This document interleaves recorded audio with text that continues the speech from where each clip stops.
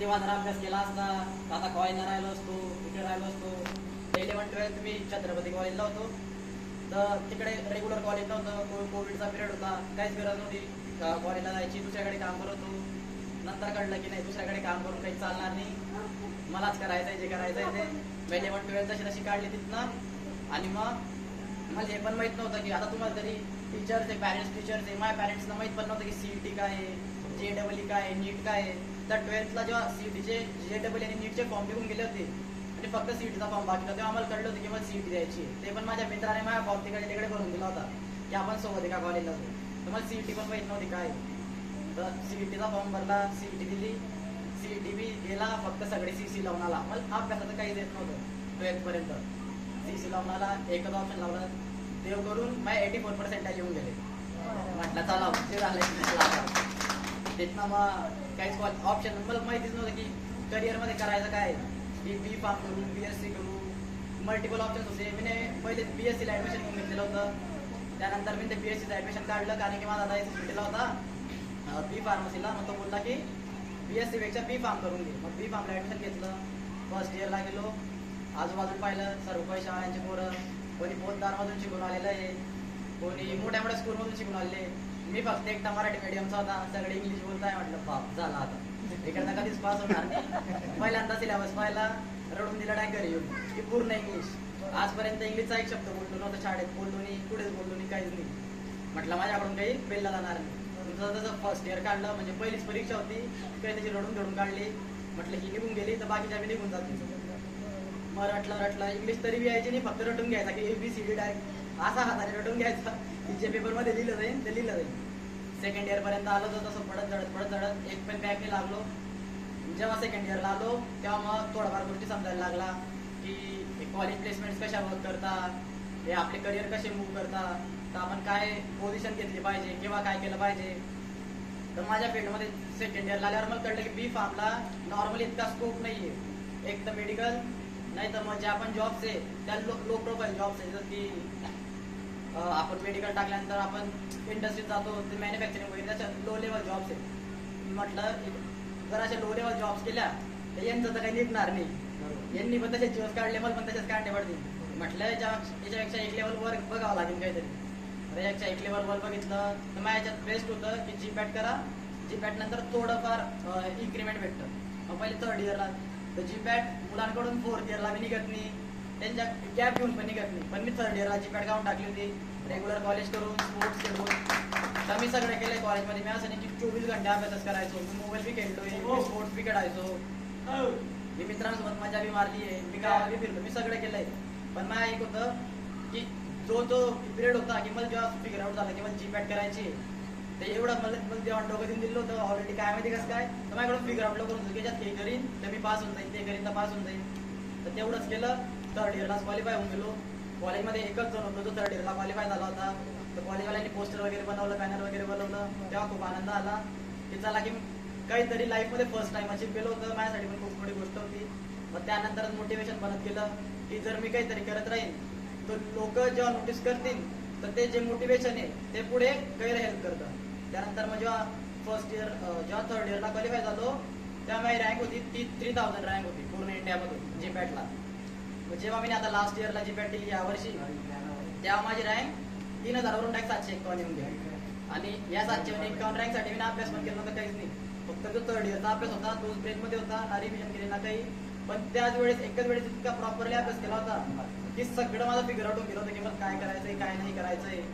ते कॉम्पिटेटिव्ह एक्झामचं ते आता तुम्ही जेव्हा आता तुमची 9th-10th होईल, 10th नंतर 11-12 साठी तुम्ही JEE, नीट हे सगळ्या एक्झामची तयारी करणार, तर कोचिंग इम्पॉर्टंट आहे. आता मी जर तुम्हाला सांगितलं की हे असं करायचं असं करायचंय, पण जोपर्यंत आपण एक कोचिंगमध्ये जात नाही ना, एक क्लास एक कोचिंग, तोपर्यंत समजत नाही खरंच करायचं काय. पण जर ते कोचिंग लावल्यानंतर की तुमच्या वडिलांनी 1-1-1.5 लाख रुपये भरले, त्याचा फायदा करून द्यायचा की जायचं अभ्यासासाठी, जायचं तर अभ्यासासाठी जायचं. जर मजा मारायची ना तर नंतर मारायची. त्याच्या कोचिंग सोडून नंतर कुठे वेगळा टाइम असतो, पण कोचिंगला गेल्यावर तिथे एकदम स्टेट ऑफ माइंड पाहिजे की मला ते अभ्यास करायचा आहे, हे सर काय सांगताय, मला घरी जाऊन काय करायचंय ते तुमच्या डोक्यात चाललं पाहिजे. तेव्हा सगळं फिगर आउट होईल, नाही तर काहीच होणार नाही.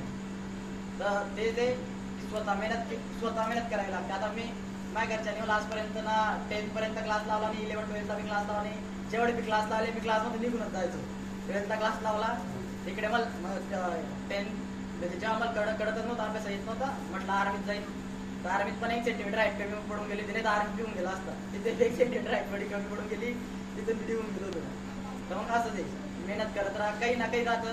पहिले मला कळतच नव्हतं, नंतर आर्मीची ट्राय केली तेव्हा बी काही झालं नाही. दुसऱ्या ठिकाणी कामे केले तेव्हा बी कळलं की माझ्याकडून काही बी होणार नाही. मग अभ्यास केला, तेव्हा 4-5 गोष्टी केल्यानंतर एक गोष्ट भेटते. तर मेहनत करत राहा. म्हणजे अभ्यास आहे, अभ्यास सोडू नका. सगळ्या गोष्टी करा, स्पोर्ट्स खेळा, सगळं करा, पण अभ्यास जो आहे ना तो कामाचाच येतो.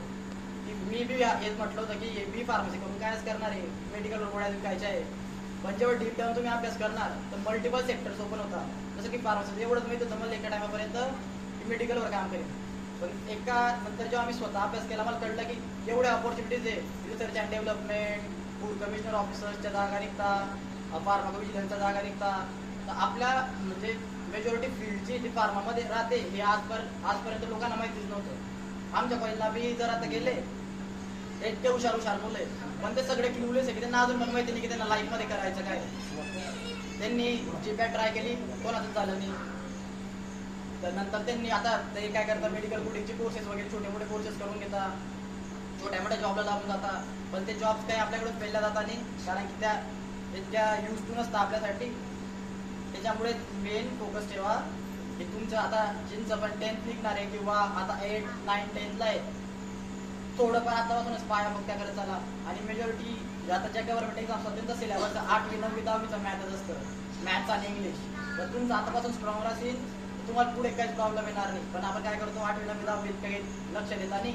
11, 12 जे डबल नीट करतो, त्याच्यात बी आपण नीट अभ्यास करता नाही, कारण की आपण जळगावला राहतो, आपल्याकडे कोणी इतकं प्रॉपर गाईड नाही. आता मेजॉरिटी मुलं काय करतात JEE कोटा जातात, तिकडे जातात, त्यांना तिकडे प्रॉपर गायडन्स भेटतं. पण असं नाही की तिकडे जाऊनच होईल. आता मी नाही गेलो, मी कुठे क्लास लावले नाही, काहीच नाही केलं. आणि म्हणता की जे जी पॅटर्न नायपर आहे ती क्लास लावल्याशिवाय आजपर्यंत कोणाची निघलीच नाही आहे. निघते तर मग रँक येत नाही, 3000, 4000, 5000 रँक येते. पण तसं काही नसतं. एकदा तुम्ही स्वतः गोष्टी फिगर आउट करायला लागले आणि मन नाही म्हणू द्यायचं की आज एवढंच केलं आता नाही करणार, झालं हे माझ्याकडून पेललं जाणार नाही, तसं नाही करायचं. आता मी जेव्हा IIT गेलो होतो, आता काय म्हणतात 2-3 महिन्या पहिले माझ्या IITची एंट्रन्स एक्झाम होती. IITला 49 सीट्स होत्या. तर माझ्या केसमध्ये एवढी बेकार आहे, 49 सीट्स होत्या, माझी ऑल इंडिया रँक 60 आली. तर मी 2 मार्क्सने राहून गेलो. म्हटलं जाऊ दे आता, जे हे माझ्या नशिबात नव्हतं. तर मग त्याच्यानंतर नायपरच्या अभ्यासासाठी माझ्याकडे फक्त मोजून 2 महिने होते. तर मी 2 महिन्यात ऑलमोस्ट 13 का 14 सब्जेक्ट्स कव्हर केलेले. प्रॅक्टिकल इज इम्पॉसिबल की 13 सब्जेक्ट कोण कसं काय 2 महिन्यात करणारे. 1000-1500 पेजेसच्या बुक्स आहे, फार्माकोलॉजी, केली त्रिपाठी वगैरे, त्या जर बुक्स बघितल्या तर त्या 1,500 पेजेसच्या, 1000 पेजेसच्या बुक्स आहे. तर प्रॅक्टिकल इम्पॉसिबल आहे. पण जर स्टेट ऑफ माइंडने नीट स्टडी केला तर इझी आहे. आणि मला जेवढे प्रॉब्लेम झाले तेवढं तुम्हाला येणार आहे, कारण की तुमचे पॅरेंट जे ते ऑलरेडी शिकलेले, कोणी टीचर आहे, कोणी काही आहे, मला कोणी गाईड केलं नाही. तुम्हाला मल्टिपल गायडिंग सोर्स आहे. आणि आता जर लागलं तर मी पण आहे, तर मल्टिपल सोर्स आहे, त्याचं युटिलायझेशन करा. आणि असं नाही की अभ्यास करून काहीच होत नाही. प्रत्येक जण मल्टिपल गोष्टी, मी स्पोर्ट्स बी खेळलेला आहे. मी माझ्या स्कूलमध्ये, कॉलेजमध्ये, स्कूलमध्ये बी कबड्डी खेळलेलो आहे, कॉलेजमध्ये बी कबड्डी खेळलेलो आहे. काय म्हणतात इंटर कॉलेज लेवलपर्यंत किंवा इंटर झोनल लेवलपर्यंत मल्टिपल स्पोर्ट्स खेळलेलो आहे. असं नाही की मी फक्त अभ्यासच करतो 24 घंटे. मी स्पोर्ट्स खेळतो, मी फिरायला, मी सगळे कामं करतो. तेच करा. असं न करा की एकच गोष्टीच्या मागे लागून जा, एवढे पागल होऊन जा की मग बाकी गोष्ट काय लोक म्हणतात नाही का की हा फक्त अभ्यासच करतो, पागल्या. तसं नको करा, पण अभ्यास करा. अभ्यास जर सोडला, मेन अभ्यासच आहे. आपण कॉलेज स्कूलला जातो यासाठी की अभ्यास करायसाठी, ते सोडून जर बाकी गोष्टी करशाल तर सगळा पाया आलो. मेनली फक्त अभ्यास करा आणि बाकी गोष्टी सोबत घेऊन चाला, तर मग नक्कीच सगळ्यांचं होऊन जातं ना लाईफमध्ये काही ना काही. थँक्यू.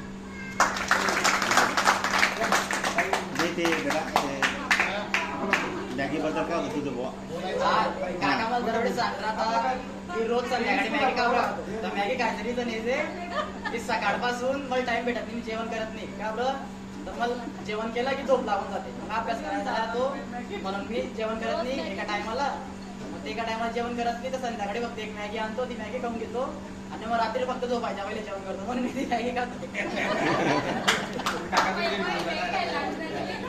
असं